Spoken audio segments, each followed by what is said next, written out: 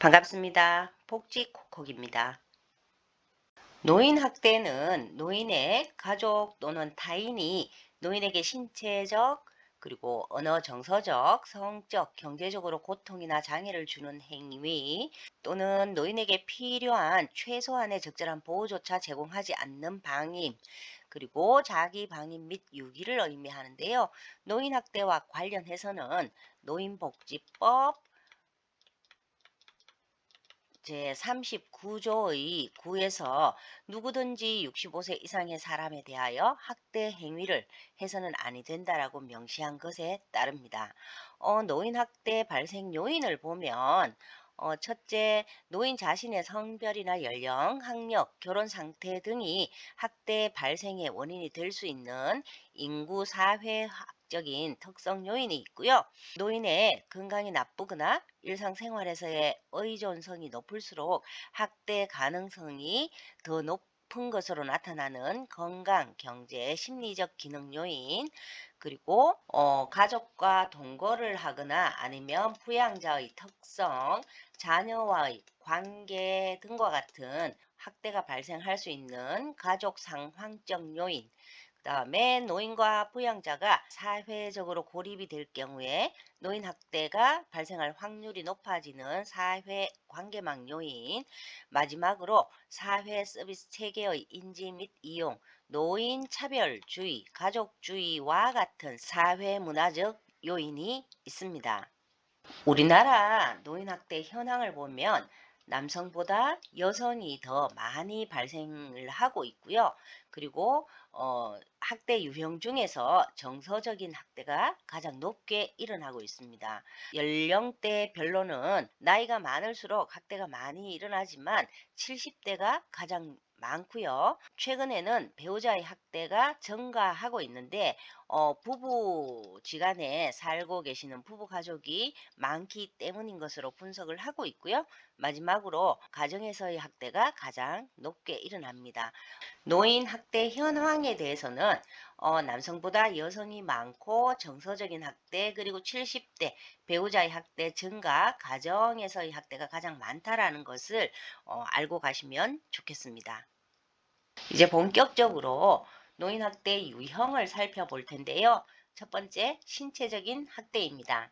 이 신체적인 학대는 물리적인 힘이나 도구를 이용하여 노인에게 신체적인 손상, 고통, 장애 등을 유발하는 행위를 말하는데요. 신체적 학대의 첫 번째는 노인을 폭행하는 거, 두 번째는 노인을 제한된 공간에 강제로 가두거나 노인의 거주지 출입을 통제하는 행위가 있는데요.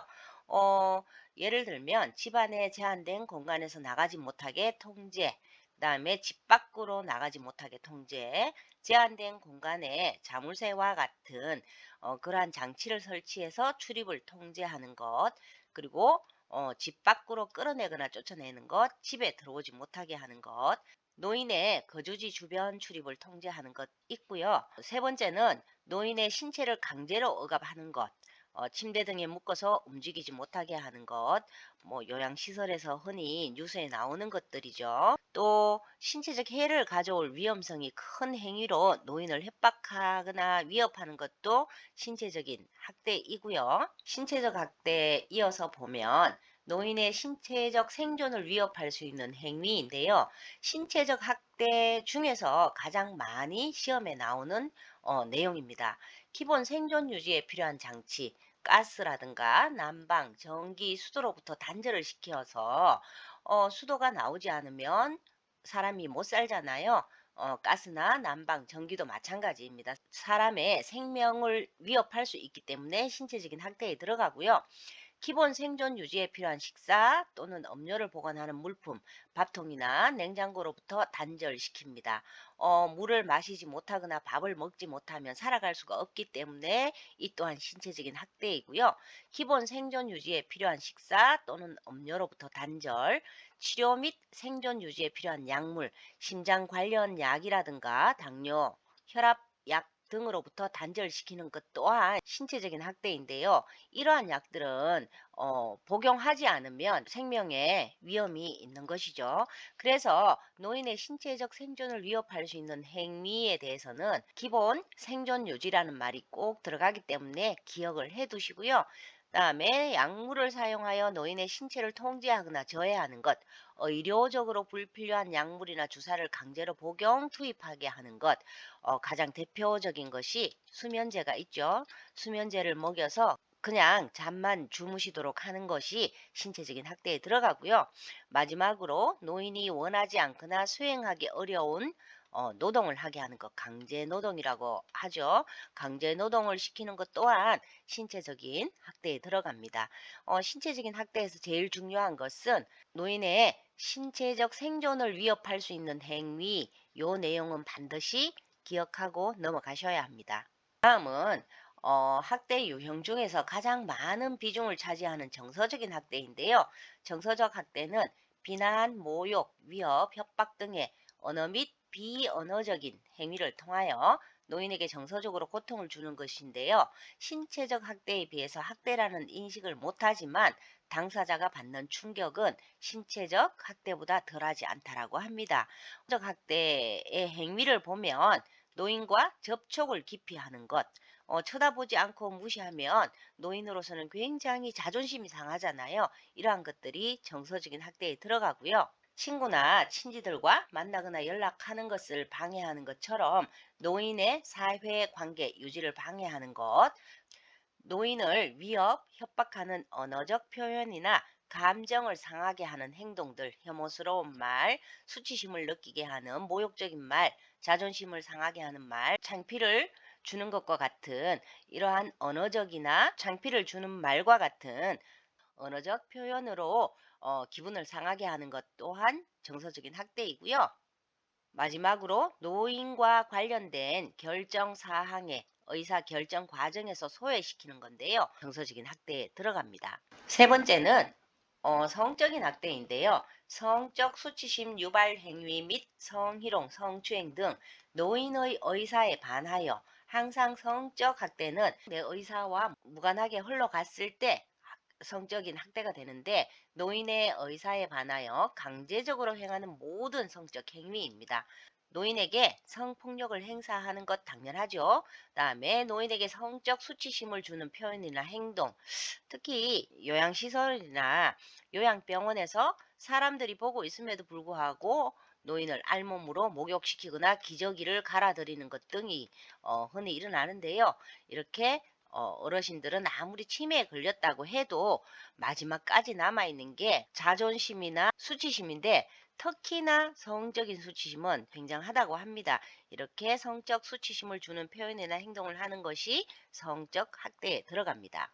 네 번째는 경제적인 학대인데요. 노인의 재산을, 자산을 당사자의 동의 없이 사용하거나 부당하게 착취하여 이용하는 행위 및 노동에 대한 합당한 보상을 하지 않는 경우가 경제적인 학대에 들어갑니다. 다음으로는 노인 학대 유형 중에서 가장 시험에 많이 나오고 또 헷갈릴 수 있는 방임인데요. 방임이란 부양 의무자로서의 책임이나 의무를 의도적 혹은 비의도적으로 거부, 불이행하거나 포기해서 노인에게 의식주 및 의료를 적절하게 제공하지 않는 것을 말하는데요. 이 방임은 모든 내용을 다 자세히 공부를 하실 필요가 있습니다. 방임 외에 자기 방임도 노인 학대의 유형에 들어가는데요. 노인 스스로 의식주 제공 및 의료 처치 등의 최소한의 자기 보호 관련 행위를 의도적으로 포기하거나 비의도적으로 관리하지 않아서 심신이 위험한 상황 또는 사망에 이르게 되는 경우를 말합니다. 노인학대 유형 마지막은 유기인데요. 스스로 독립할 수 없는 노인을 격리하거나 방치하는 행위입니다. 그러면 우리나라에서는 노인학대 예방을 위해서 어떠한 제도가 있는지 한번 살펴보겠습니다. 맨 처음에 얘기했듯이 우리나라 노인학대의 방지 및 예방에 대해서는 노인복지법에 명시되어 있는데요. 노인복지법 39조 6에서는 노인학대 신고 의무와 절차를 정하였고요. 누구든지 노인학대를 알게 된 때에는 노인보호 전문기관 또는 수사기관, 노인보호 전문기관 또는 수사기관에 신고를 할 수 있고요. 특히 요양보호사가 직무상 노인학대를 알게 된 때에는 즉시 노인보호 전문기관 또는 수사기관에 신고할 것을 의무화하고 있습니다.